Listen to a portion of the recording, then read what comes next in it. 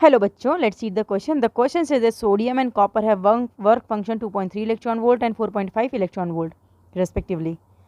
Then the ratio of the threshold wavelength is nearest to.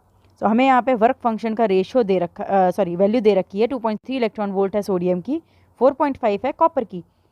हमसे पूछा है अगर थ्रेशोल्ड वेवलेंथ की क्या रेशियो आएगा अगर वर्क फंक्शन का रेशियो हमने दे रखा है. तो थ्रेशोल्ड वेवलेंथ वो होती है कि वो मिनिमम वेवलेंथ जिससे निकल आए तुरंत इलेक्ट्रॉन बाहर एमिट हो जाए.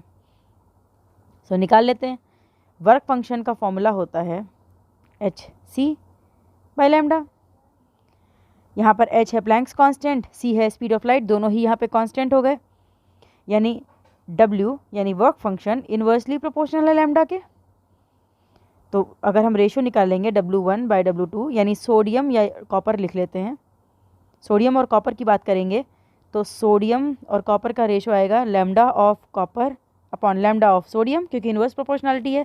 तो कॉपर नीचे है तो यहाँ कॉपर का लैम्डा ऊपर आ गया, यहाँ सोडियम ऊपर है तो सोडियम का लैम्डा नीचे आ गया.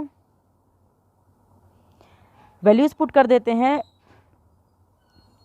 Lambda of copper is to lambda of sodium, और हमें सीधा निकालना यानी lambda of sodium upon lambda of copper. इसी को पलट देंगे तो lambda of sodium upon lambda of copper ये भी पलट जाएगा. तो work function of copper is to work function of sodium.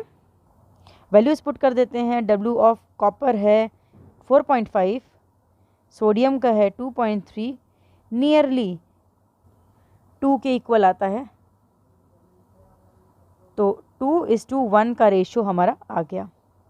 2 से थोड़ा सा कम होता है क्योंकि 23 2 46 होता है, थोड़ा सा कम होता है. बाकी 2:1 रेशियो आ गया. ऑप्शन मैच कर लेते हैं. 1:2 नहीं, 2:1 है. 4:1 नहीं, 1:4 भी नहीं आएगा. 2:1 हमारा आंसर आ गया. ऑप्शन सी हमारा सही आंसर है. So hope you understood the problem and thank you.